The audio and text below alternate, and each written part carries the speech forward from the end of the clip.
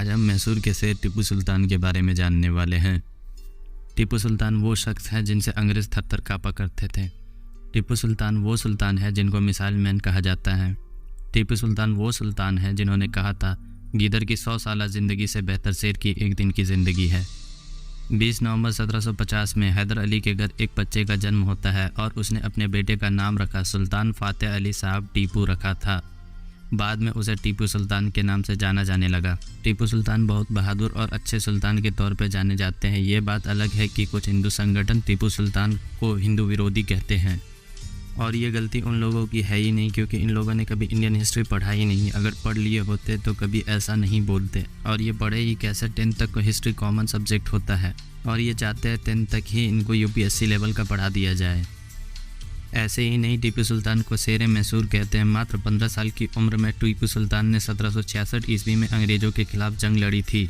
1766 ईस्वी में अंग्रेज़ों के खिलाफ मैसूर की पहली लड़ाई में अपने पिता का साथ दिया और अंग्रेज़ों को बुरी तरीके से हराया। उस जंग में टीपू सुल्तान का हौसला देख उनके पिता ने उन्हें शेर मैसूर कहा था। 1782 ईस्वी में टीपू मैसूर के सुल्तान बन जाते हैं और साउथ से अंग्रेज़ों को भगा देते हैं। मैसूर में हिंदू बहुमत में थे। टीपू सुल्तान मैसूर के साथ कई अन्य राज्यों में मंदिरें बनवाई थी। श्रृंगापट्टनम, कोलार जैसी मंदिरों की जवाहरात की सुरक्षा मुहैया कराई थी। अगर टीपू सुल्तान सिर्फ मुसलमानों के हक में होते तो मठ क्यों बनवाते। 1759 ईस्वी में आदि शंकराचार्य के द्वारा बनवाई गई तिरुपति मंदिर में मराठाओं ने हमला कर दिया था।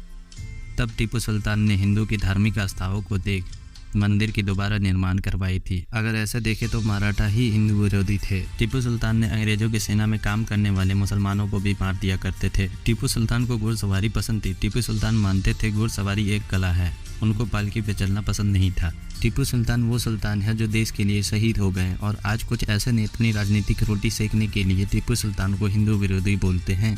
मैं तो बोलता हूँ ऐसे लोगों को शर्म आनी चाहिए जो देश के लिए शहीद हुआ उसे भला बुरा बोलते हैं।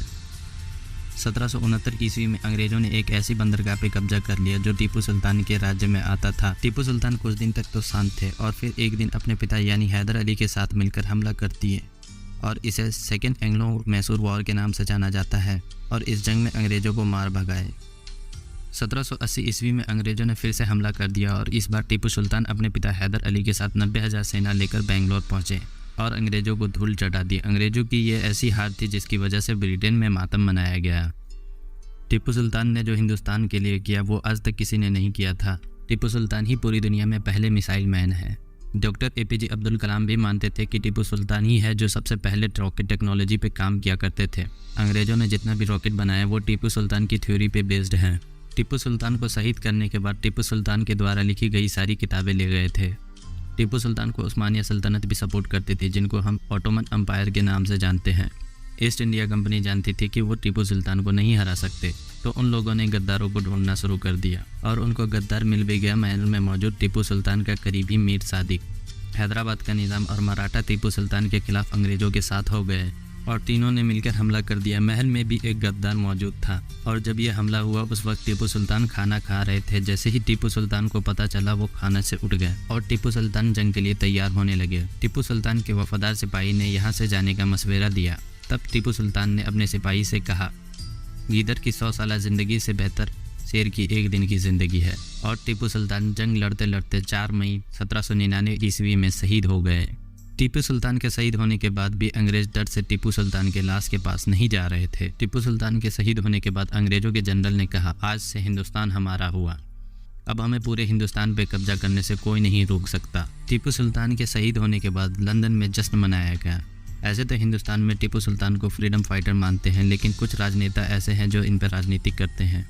मैं तो बोलूँगा ये नेता लोगों की बातों पे ध्यान मत दिया करो, क्योंकि ये लोग तो खुद पढ़े लिखे होते नहीं हैं। लेकिन तुम पढ़े लिखे हो, अपनी हिस्ट्री खुद पढ़ो। आजकल तो हमारे देश में ट्रेंड चल रहा है नफरत की राजनीति करने का, इसीलिए बोलता हूँ हिस्ट्री पढ़ो और जानो किस किसने हमारे देश के लिए जाने दी है।